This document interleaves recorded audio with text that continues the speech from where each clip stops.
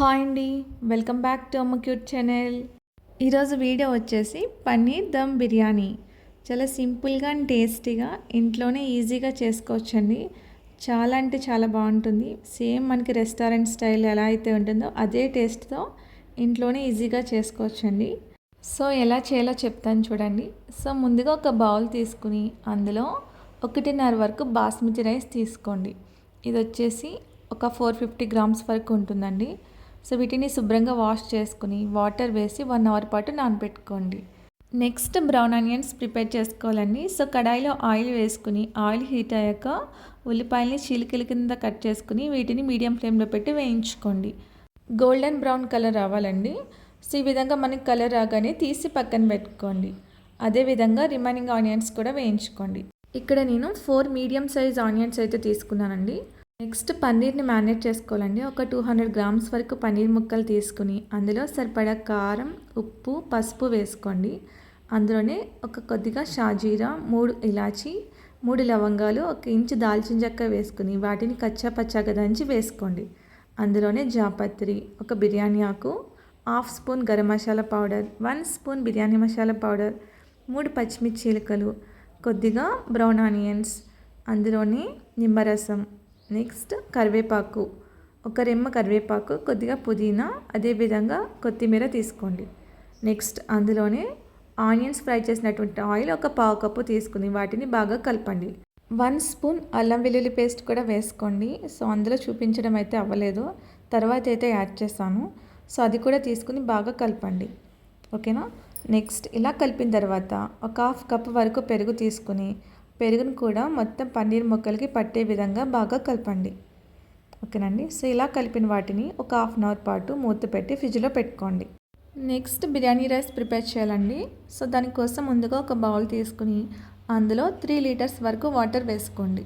Next అందులో whole biryani masala వేయండి. అందులోనే 1 స్పూన్ అల్లం వెల్లుల్లి పేస్ట్, 2 పచ్చిమిర్చి చీలికలు, సరిపడా సాల్ట్ వేసుకోండి. ఈ సాల్ట్ అనేది వాటర్ మనకి చాలా ఉప్పగా ఉండాలన్నమాట, అంతవరకు వేసుకోవాలి. అందులోనే పుదీనా, కొద్దిగా కొత్తిమీర, నెక్స్ట్ కొన్ని బ్రౌన్ ఆనియన్స్, కొద్దిగా నిమ్మరసం పిండుకోండి. ఇలా అన్ని ఇంగ్రీడియంట్స్ వేసుకున్నాక వాటర్ని తెరల కాగనివ్వండి. ఓకేనండి. ఇలా కాగుతున్నప్పుడు ఒకసారి గడ్డతో బాగా మిక్స్ చేసి ఆల్రెడీ 1 అవర్ పాటు సోక్ చేసినటువంటి బాస్మతి రైస్ వేసుకోండి. ఇలా బాస్మతి రైస్ వేసుకున్న తర్వాత ఒకసారి గడ్డతో బాగా మిక్స్ చేసి హై ఫ్లేమ్లో పెట్టి బాయిల్ చేయండి. ఒకసారి సాల్ట్ సరిపోయిందో లేదో చెక్ చేసుకోండి. ఓకేనండి. సో నెక్స్ట్ మనం పన్నీర్ని ఏ బౌల్ అయితే చేస్తున్నామో బిర్యానీ ఆ బౌల్లోకి ట్రాన్స్ఫర్ చేసుకోండి. ఇలా పన్నీర్ మొత్తాన్ని ఆ బౌల్లోకి ట్రాన్స్ఫర్ చేసిన తర్వాత అందులో మనం కొద్దిగా వాటర్ అనేది వేసుకోవాలండి. పక్కన మనకి రైస్ బాయిల్ అవుతుంది కదా, అందులో 1 టీ గ్లాస్ సైజ్ వాటర్ తీసుకుని మ్యారినేట్ చేసినటువంటి పన్నీర్ మీద వేసుకోండి. సో మొత్తం కవర్ అయ్యే విధంగా ఆ వాటర్ అనేది వేసుకోండి. ఓకేనా. ఇలా వాటర్ వేయడం వల్ల దమ్ చేసేటప్పుడు పన్నీర్ అనేది మాడిపోకుండా ఉంటుందన్నమాట. నెక్స్ట్ రైస్ కుక్ అయిందో లేదో చూడండి. ఒక 70% కుక్ అయితే సరిపోతుంది. ఈ విధంగా ఉంటే సరిపోతుందండి. ఒక గరిటె సహాయంతో పన్నీర్ మీద స్ప్రెడ్ చేయండి. ఓకేనా. సో ఈ విధంగా వేసుకున్న తర్వాత రిమైనింగ్ రైస్ కూడా పైన ఇంకో లేయర్ కింద వేసుకోండి. ఇలా మొత్తం స్ప్రెడ్ చేయాలన్నమాట. ఓకేనండి. సో ఈ విధంగా వేసుకున్న తర్వాత ఒక గరిటె సహాయంతో ఒకసారి మొత్తం ఈవెన్గా స్ప్రెడ్ చేయండి. ఇలా వేసుకున్న తర్వాత పైన కొద్దిగా బిర్యానీ మసాలా పౌడర్ స్ప్రింకిల్ చేసుకోండి. లైట్గా ఒక 1/2 టీ స్పూన్ అయితే సరిపోతుంది. ఓకే. ఇలా స్ప్రింకిల్ చేసిన తర్వాత కొద్దిగా కొత్తిమీర, పుదీనా, నెక్స్ట్ బ్రౌన్ ఆనియన్స్, కొద్దిగా సాఫ్రాన్ వాటర్, అదేవిధంగా నిమ్మరసం కూడా పిండుకోండి. నెక్స్ట్ 1 స్పూన్ వరకు నెయ్యి కూడా వేసుకోండి.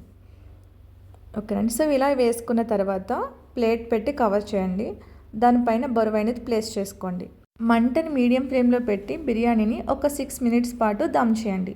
నెక్స్ట్ 6 మినిట్స్ తర్వాత దోస ప్యాన్ పెట్టుకొని అందులో ఆ పైన బిర్యానీ కడాయి పెట్టుకొని బరువైనది ప్లేస్ చేయండి. మంటని లో ఫ్లేమ్లో పెట్టి బిర్యానీని ఒక 20 మినిట్స్ పాటు దమ్ చేయండి. 20 మినిట్స్ తర్వాత స్టవ్ ఆఫ్ చేసుకోండి. స్టవ్ ఆఫ్ చేసిన వెంటనే బిర్యానీని కలుపుకూడదండి. ఒక 1/2 అవర్ పాటు అలా వదిలేయండి. ఓకేనా. ఒక 1/2 అవర్ తర్వాత ఈ విధంగా గరిటె సహాయంతో కింద నుంచి పై వరకు ఈ విధంగా కలపండి.